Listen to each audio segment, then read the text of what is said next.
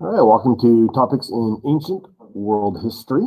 Today we're going to be looking at our fifth breakdown of this curriculum standard. So I'm just going to jump to the back part of it. That's where we're working on now. So despite initial Roman imperial hostility, Christianity spread through the efforts of missionaries and merchants through many parts of Afro-Eurasia. All right, so this is what we're focusing on today in our fifth video in this installment.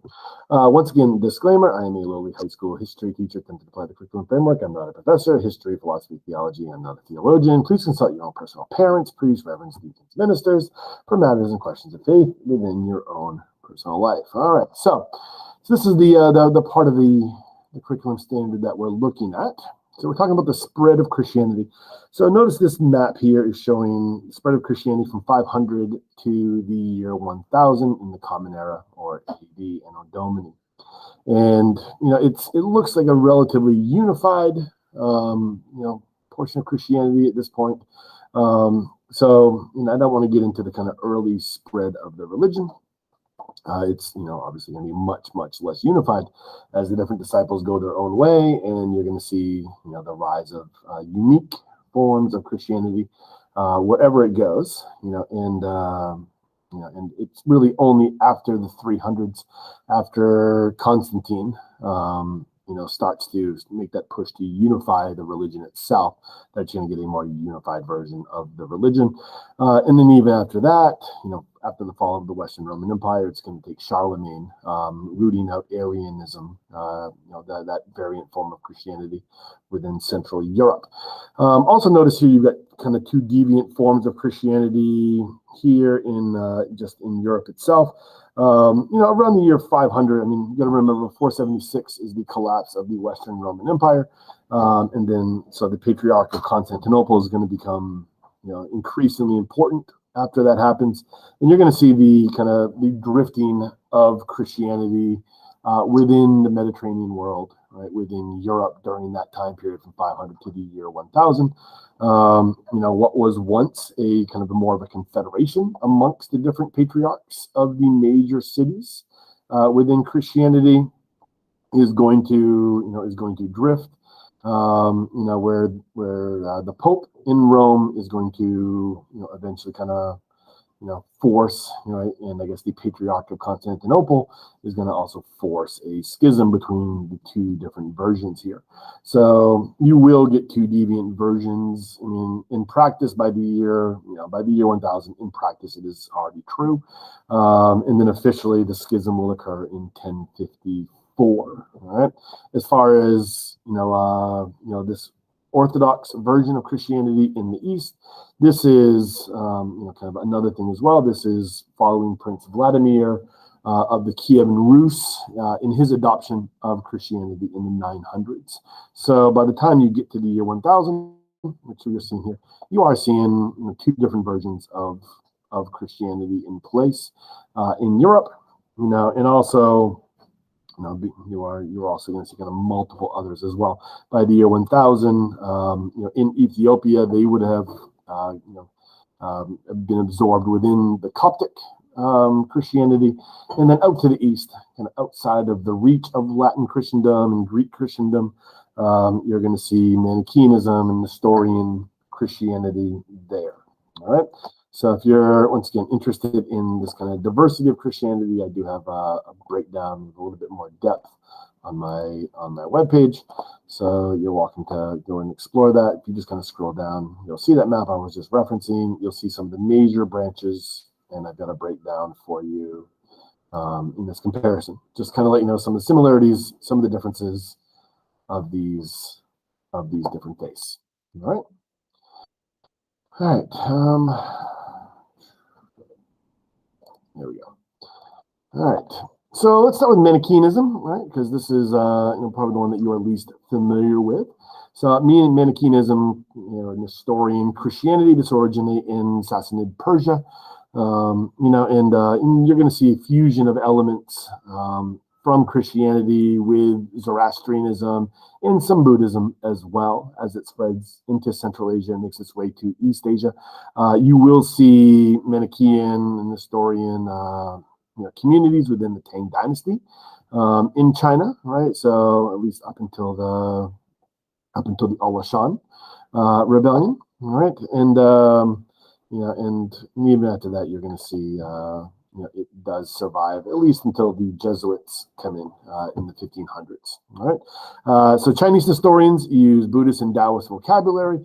And in our school we use Strayer, and there is at least there used to be. I guess I haven't looked back at that part of the book in a couple of years since we bought the new ones. But there used to be the Jesus Sutras. So calls angels and saints Buddhas, and so you see kind of a blending of the vocabulary as Christianity diffuses into the East. Right, Nestorius, right? He was the patriarch of Constantinople. And argues that the divine and human natures coexist within Christ. Once again, we're getting into a Trinitarian debate here. Patriarch's beliefs, right, and maybe his arrogance, right, will rouse opposition. And he will eventually be excommunicated by the Roman Pope, right? So the Great Schism that occurs in 1054 is not the only arguments that take place between the different patriarchs, right? But his ideas will survive. They'll be carried on in Mesopotamia, kind of outside of the reach of Byzantium, kind of later on, and then survive as a minority religion once Islam, once you get by the kind of rise of Islam and the Umayyads, right, into this region.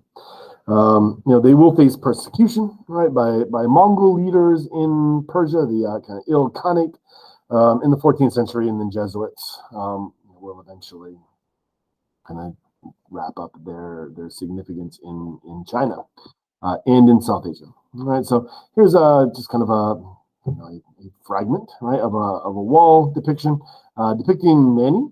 Right, so this is coming from the Tang era of China, right? So Mani is the apostle of light, the illuminator. So Manichaeanism, right? Manichaeanism was long considered a Christian heresy, right? It's a religion in its own right because it's coherent to its own doctrines, origins, and structures, and institutions. So when you kind of look at Manichaeanism, right, kind of what specifically is it, right? So it's a type of Gnosticism. In an earlier video, I kind of talked about Gnosticism. This is a religious philosophy that originates in the 2nd century CE, believes that the material world is created by the emanation of the highest God, the trapping of the divine spark within the human body. So the divine spark can be liberated by gnosis, or by having knowledge. Right, so not too dissimilar to what we were talking about the other day was the Socratic belief in the immortality of the human soul. All right, so it has its origins in Gnosticism. Right, it is the state religion of the Uyghur Kingdom, right, until its overthrow in 840, and will survive in East Turkestan until the Mongol invasion in the 13th century. Right, in China, following around the time of the Alashan rebellion, it'll be banned, as well as many other foreign religions. But although it's persecuted, it does survive, up until the 14th century, 15th century, until the Jesuits come in the 1500s, really. Often viewed as world-renouncing, right, anti-reproductive religion. Since I am from Maine, there's a group in Maine known as the Shakers, which is a kind of non-Trinitarian Christian sect. That also believes in no reproduction for its members. So the religions such as that survive through conversion. All right. So excavations in Egypt have produced documents that suggest a reality of a large Manichaean families, though. So not everyone subscribes or historically subscribed to that belief. If you look at the cosmology of Manichaeanism, there's distinctly against sexual reproduction, though. And this fact makes it possible for women to be respected and play important roles, which, we're going to look at monasticism in a second as well. This is one of the arguments in support of kind of one of the positives associated with monasticism when you allow women into monastic orders. All right. So there's that. As far as Coptics, right? Coptic Christianity and the spread of Coptic Christianity. So this is going to spread from kind of Egypt, where it initially takes root, and then eventually will spread down to Ethiopia. So Egyptian Christians, known as Coptics, they'll emphasize the unity of Christ's human and divine nature, but the dominant religious leaders of the Roman Empire and the Council of Children, ruled that Christ has two separate natures. Right, most Egyptian faithfully refuse to accede, and a separate Coptic church will persist in this day. Mainly until Egypt, at least up until 2011 or so. So a separate Ethiopian church did persist. Also, kind of following the conversion of or the adoption of Christianity within the Roman Empire. But with the rise of Islam, right, with the rise of the spreading of Islam across North Africa, you're going to see a separation of Ethiopian Christians from the rest of the Christian world, and you'll see their connection into the Coptic community around the 7th century, 7th to 8th century, all right, as a result of that. All right, so when you look at Ethiopia and Christianity, right, so for purposes of an AP modern course, you'll refer to it as a Coptic Christian state, right, and this is kind of an architectural piece that is often looked at when you're looking at this, and this is something that is built in the kind of modern era as well. So kind of in the early, after the first millennia, this is built and has its own unique story as well. All right. As far as monasticism, right? So monasticism will emerge in the late 3rd century, right, and become established as an institution in Christian churches by the 4th century within Egypt, within what is today Syria. On that first video, we did we did read a primary source document from Gerontis about the life of Melania, and that came from about 450. So monasticism is something that is well established by the 5th century when that document that we read came from. As far as monastic groups that survive to this day, there are a number of them, and so one of the earliest ones that still survives to this day are the Benedictine Community. So this is founded in the 6th century or the 500s. This is spiritual, economic, artistic, intellectual role model for the Romanesque era. So sometimes referred to as the Black Monks because of the color of their habits. And they make 3 vows: vow of poverty, vow of chastity, a vow of obedience.